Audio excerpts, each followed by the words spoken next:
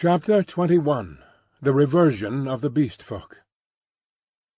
In this way I became one among the Beast People in the island of Dr. Moreau. When I awoke it was dark about me. My arm ached in its bandages. I sat up, wondering at first where I might be. I heard coarse voices talking outside. Then I saw that my barricade had gone, and that the opening of the hut stood clear. My revolver was still in my hand. I heard something breathing, saw something crouched together close beside me. I held my breath, trying to see what it was. It began to move slowly, interminably. Then something soft and warm and moist passed across my hand. All my muscles contracted. I snatched my hand away. A cry of alarm began and was stifled in my throat. Then I just realized what had happened sufficiently to stay my fingers on the revolver. "Who is that?" I said in a hoarse whisper, the revolver still pointed. "I, master." "Who are you?" "They say there is no master now, but I know. I carried the bodies into the sea, O walker in the sea, the bodies of those you slew. I am your slave, master." "Are you the one I met on the beach?" I asked. "The same, master." The thing was evidently faithful enough, for it might have fallen upon me as I slept. "It is well," I said, extending my hand for another licking kiss. I began to realize what its presence meant, and the tide of my courage flowed. "Where are the others?" I asked. "They are mad.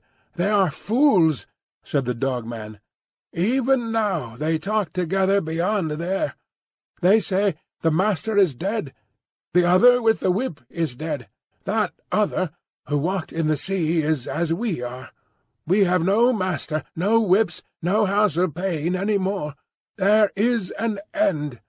We love the law and will keep it, but there is no pain, no master, no whips forever again. So they say. But I know, master. I know." I felt in the darkness and patted the dog-man's head. "It is well," I said again. "Presently you will slay them all," said the dog-man. "Presently," I answered, "I will slay them all, after certain days and certain things have come to pass. Every one of them, save those you spare, every one of them shall be slain. What the master wishes to kill, the master kills," said the dog-man, with a certain satisfaction in his voice. "And that their sins may grow," I said, "let them live in their folly until their time is ripe. Let them not know that I am the master." "The master's will is sweet," said the dog-man, with the ready tact of his canine blood. "But one has sinned," said I. "Him I will kill whenever I may meet him. When I say to you, 'That is he,' see that you fall upon him. And now I will go to the men and women who are assembled together." For a moment the opening of the hut was blackened by the exit of the dog-man. Then I followed and stood up, almost in the exact spot where I had been when I had heard Moreau and his staghound pursuing me. But now it was night, and all the miasmatic ravine about me was black. And beyond, instead of a green sunlit slope, I saw a red fire, before which hunched, grotesque figures moved to and fro. Farther were the thick trees, a bank of darkness, fringed above with the black lace of the upper branches. The moon was just riding up on the edge of the ravine, and like a bar across its face drove the spire of vapour that was forever streaming from the fumaroles of the island. "Walk by me," said I, nerving myself, and side by side we walked down the narrow way, taking little heed of the dim things that peered at us out of the huts. None about the fire attempted to salute me. Most of them disregarded me, ostentatiously. I looked around for the hyena swine, but he was not there. Altogether, perhaps 20 of the beast folk squatted, staring into the fire or talking to one another. "He is dead! He is dead!" "The Master is dead," said the voice of the Ape-man to the right of me. "The House of Pain? There is no House of Pain." "He is not dead," said I in a loud voice. "Even now he watches us." This startled them. 20 pairs of eyes regarded me. "The House of Pain is gone," said I. "It will come again. The Master you cannot see, yet even now he listens among you."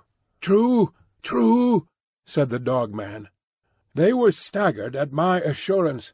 An animal may be ferocious and cunning enough, but it takes a real man to tell a lie. "The man with the bandaged arm speaks a strange thing," said one of the Beast Folk. "I tell you it is so," I said. "The Master and the House of Pain will come again. Woe be to him who breaks the law." They looked curiously at one another. With an affectation of indifference, I began to chop idly at the ground in front of me with my hatchet. They looked, I noticed, at the deep cuts I made in the turf. Then the satyr raised a doubt. I answered him.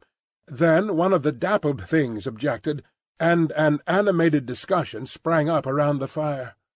Every moment I began to feel more convinced of my present security.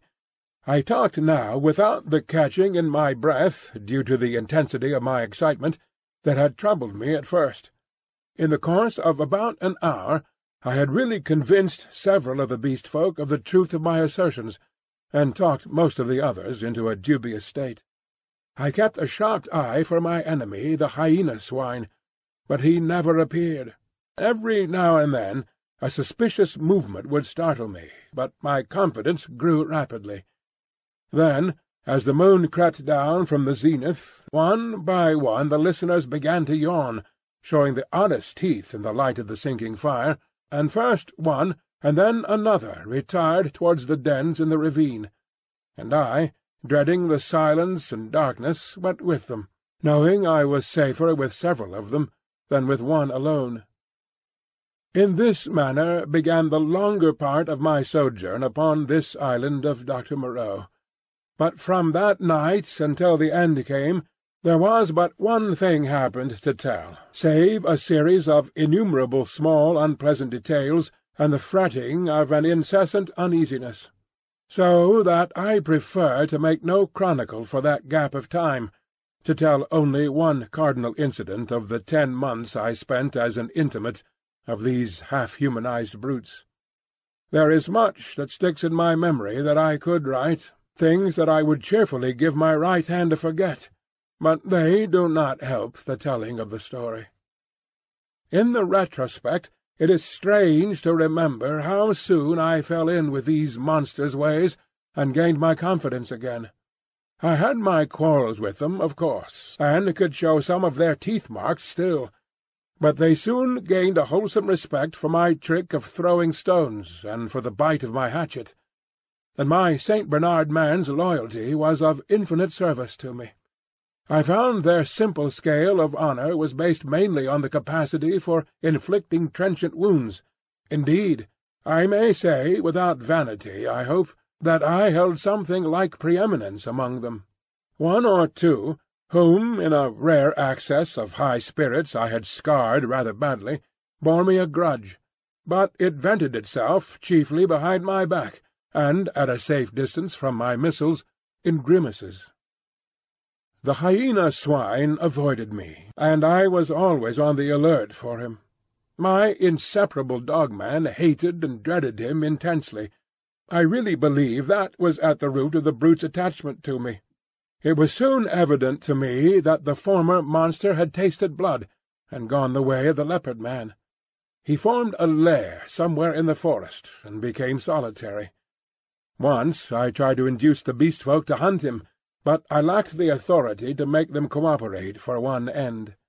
Again and again I tried to approach his den and come upon him unaware, but always he was too acute for me, and saw or winded me, and got away. He too made every forest pathway dangerous to me and my ally with his lurking ambuscades. The Dog-man scarcely dared to leave my side. In the first month or so the Beast Folk, compared with their latter condition, were human enough, and for one or two besides my canine friend I even conceived a friendly tolerance.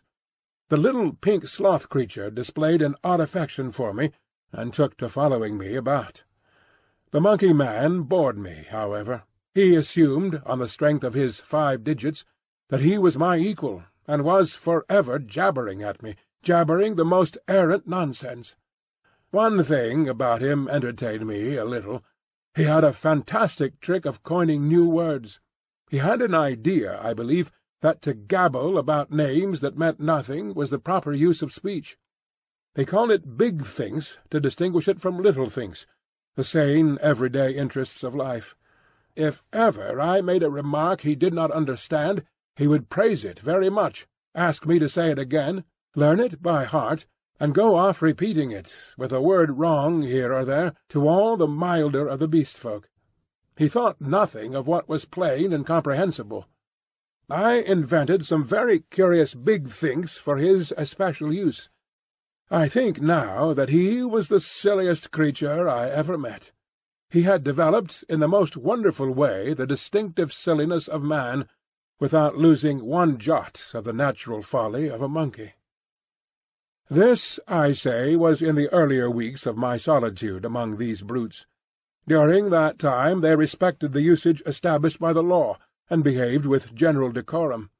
Once I found another rabbit torn to pieces by the hyena swine, I am assured, but that was all.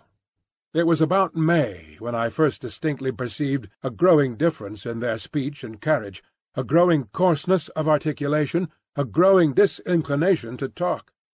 My monkey-man's jabber multiplied in volume, but grew less and less comprehensible, more and more simian. Some of the others seemed altogether slipping their hold upon speech, though they still understood what I said to them at that time. Can you imagine language, once clear-cut and exact, softening and guttering, losing shape and import, becoming mere lumps of sound again? And they walked erect with an increasing difficulty. Though they evidently felt ashamed of themselves, every now and then I would come upon one or another running on toes and finger-tips, and quite unable to recover the vertical attitude. They held things more clumsily, drinking by suction, feeding by gnawing, growing commoner every day. I realized more keenly than ever what Moreau had told me about the stubborn beast-flesh. They were reverting, and reverting very rapidly. Some of them, the pioneers in this, I noticed with some surprise, were all females, began to disregard the injunction of decency, deliberately for the most part.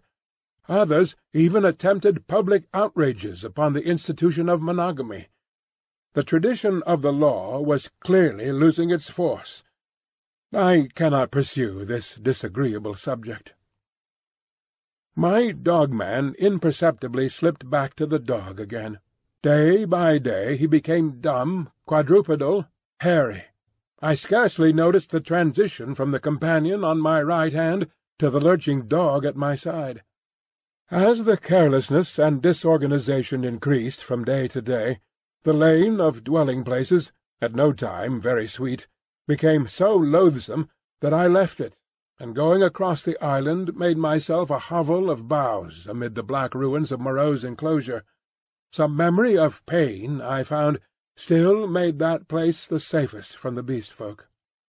It would be impossible to detail every step of the lapsing of these monsters, to tell how, day by day, the human semblance left them, how they gave up bandagings and wrappings, abandoned at last every stitch of clothing, how the hair began to spread over the exposed limbs, how their foreheads fell away and their faces projected, how the quasi-human intimacy I had permitted myself with some of them in the first month of my loneliness became a shuddering horror to recall. The change was slow and inevitable. For them and for me it came without any definite shock. I still went among them in safety, because no jolt in the downward glide had released the increasing charge of explosive animalism that ousted the human day by day. But I began to fear that soon now that shock must come. My St. Bernard brute followed me to the enclosure every night, and his vigilance enabled me to sleep at times in something like peace. The little pink sloth thing became shy and left me, to crawl back to its natural life once more among the tree branches. We were in just the state of equilibrium that would remain in one of those happy family cages which animal tamers exhibit if the tamer were to leave it forever. Of course, these creatures did not decline into such beasts as the reader has seen in zoological gardens, into ordinary bears, wolves, tigers, oxen, swine, and apes. There was still something strange about each. In each Moreau had blended this animal with that. One perhaps was ursine chiefly, another feline chiefly, another bovine chiefly. But each was tainted with other creatures, a kind of generalized animalism appearing through the specific dispositions. And the dwindling shreds of the humanity still startled me every now and then, a momentary recrudescence of speech perhaps, an unexpected dexterity of the forefeet, a pitiful attempt to walk erect. I, too, must have undergone strange changes. My clothes hung about me as yellow rags, through whose rents showed the tanned skin. My hair grew long and became matted together. I am told that even now my eyes have a strange brightness, a swift alertness of movement. At first I spent the daylight hours on the southward beach watching for a ship, hoping and praying for a ship. I counted on the Ipecacuanha returning as the year wore on, but she never came. 5 times I saw sails, and thrice smoke, but nothing ever touched the island. I always had a bonfire ready, but no doubt the volcanic reputation of the island was taken to account for that. It was only about September or October that I began to think of making a raft. By that time my arm had healed, and both my hands were at my service again. At first I found my helplessness appalling. I had never done any carpentry or such-like work in my life, and I spent day after day in experimental chopping and binding among the trees.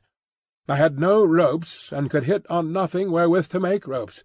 None of the abundant creepers seemed limber or strong enough, and with all my litter of scientific education I could not devise any way of making them so. I spent more than a fortnight grubbing among the black ruins of the enclosure and on the beach, where the boats had been burnt, looking for nails and other stray pieces of metal that might prove of service. Now and then some beast creature would watch me and go leaping off when I called to it.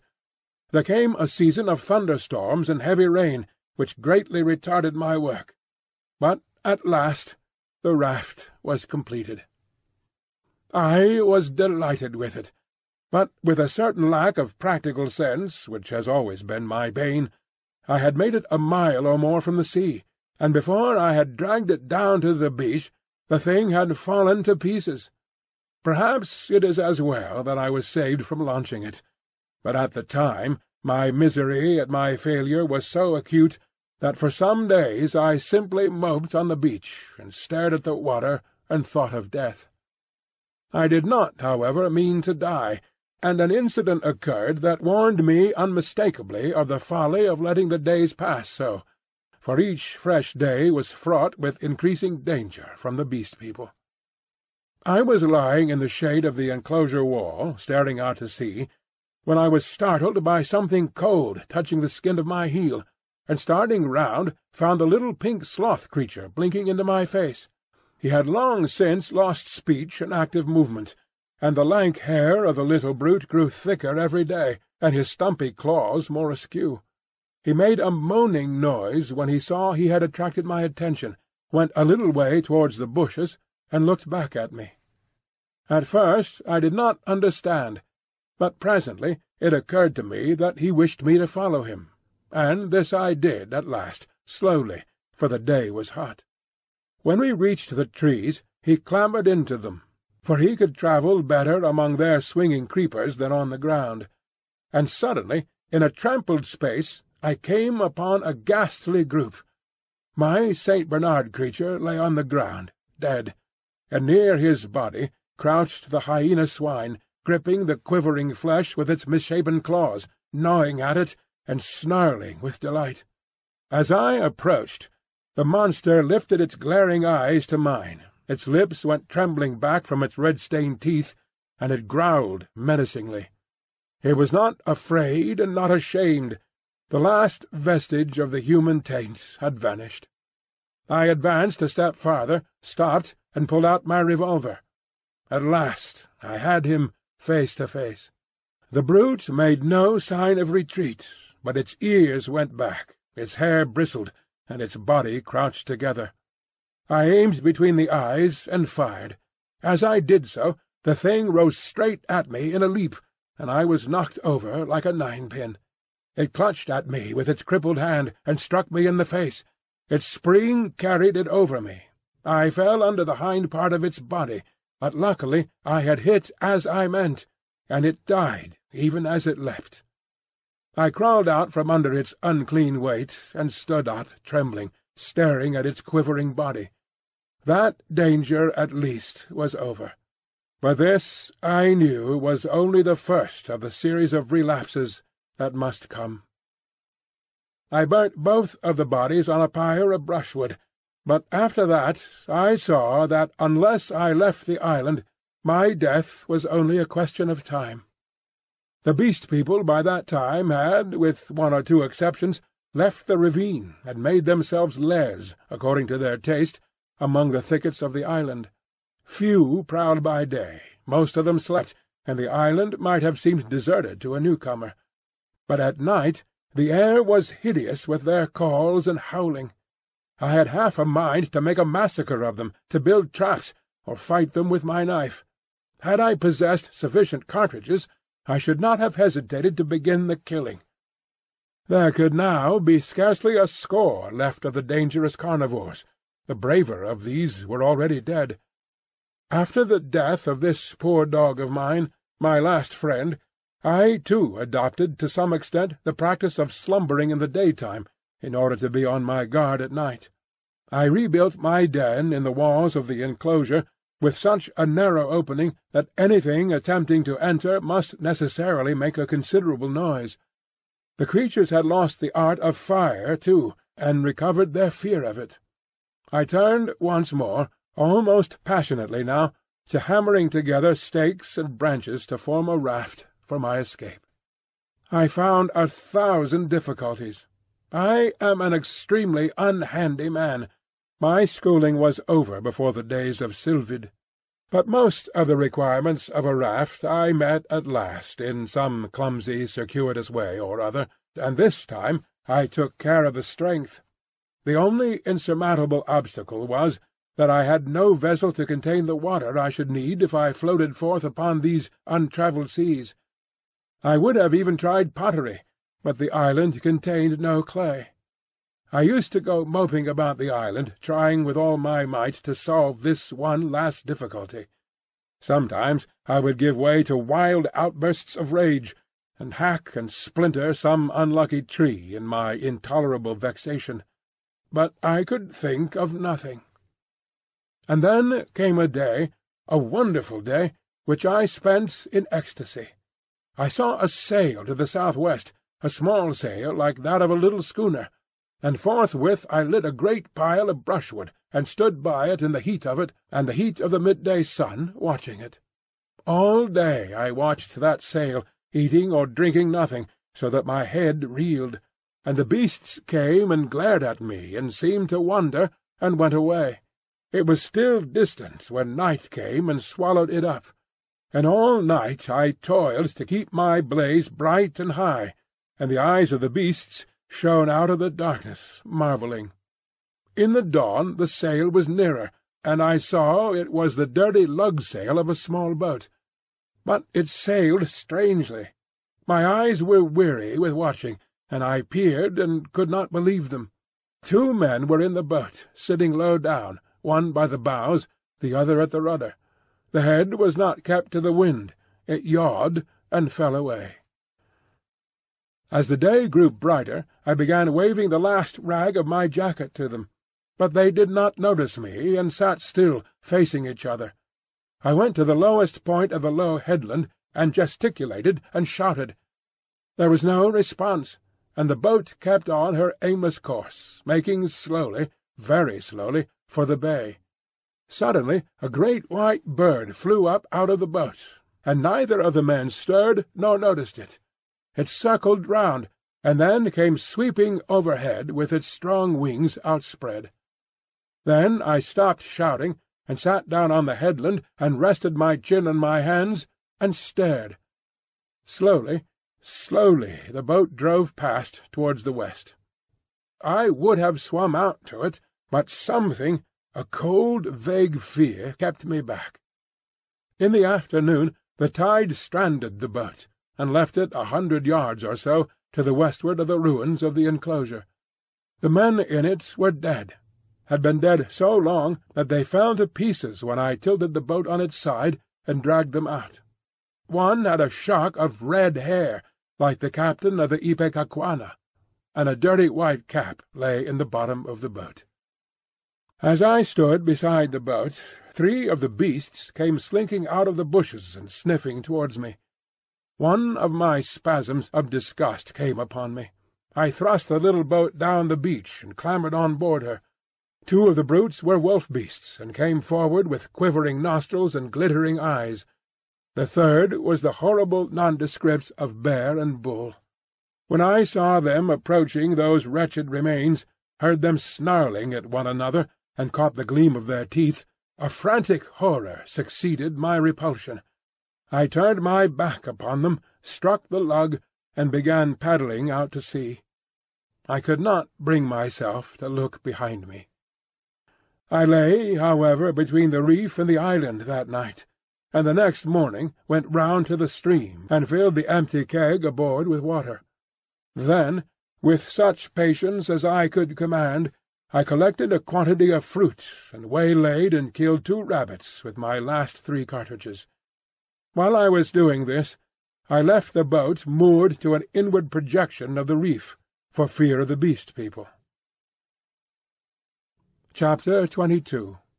The Man Alone.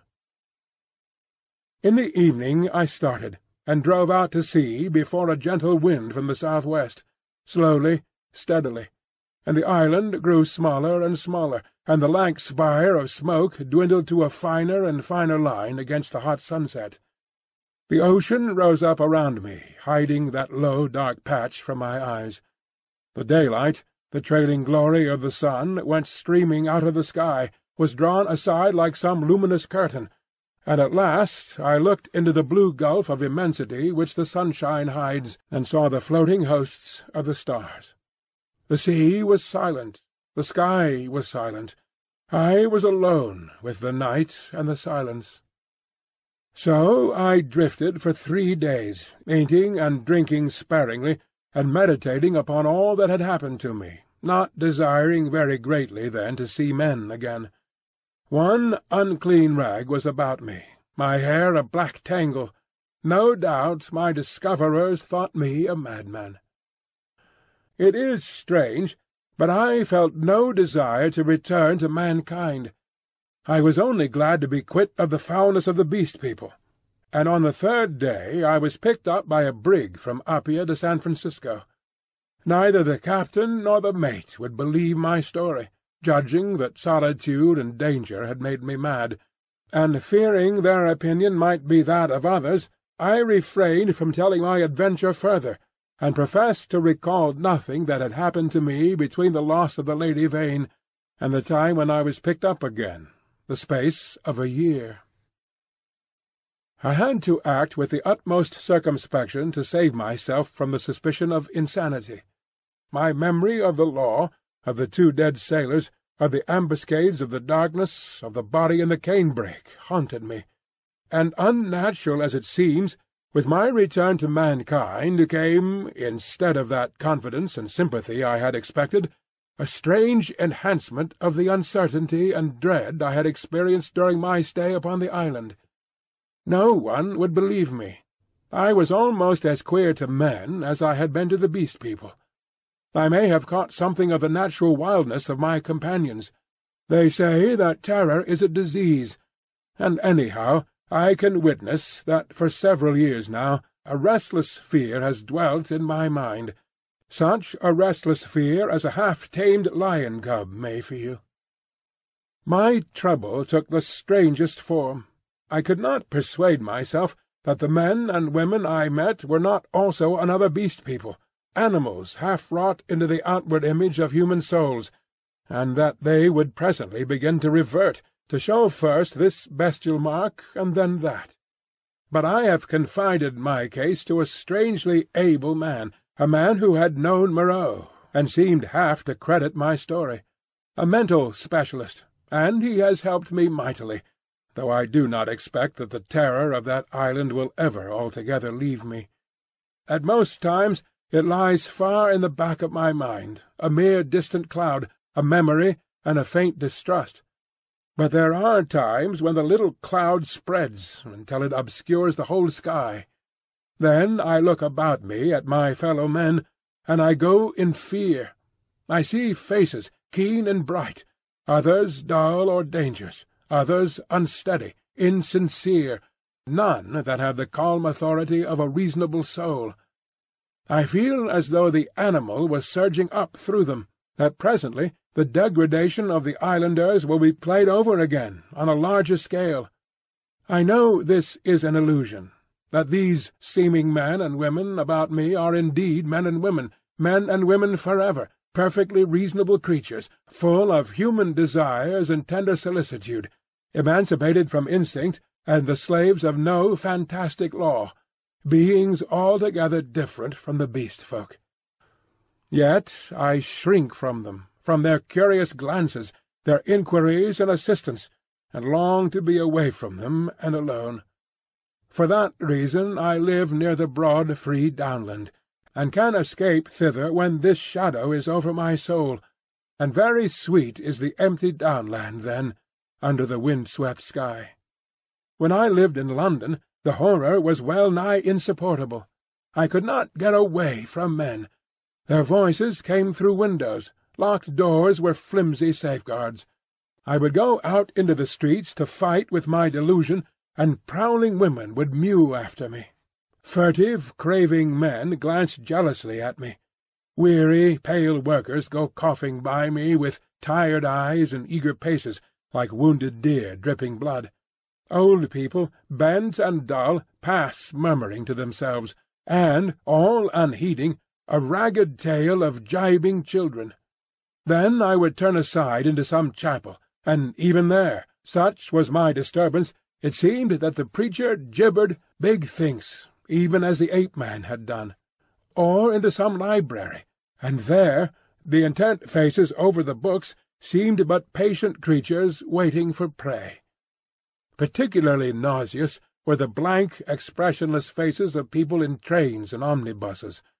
They seemed no more my fellow creatures than dead bodies would be, so that I did not dare to travel, unless I was assured of being alone.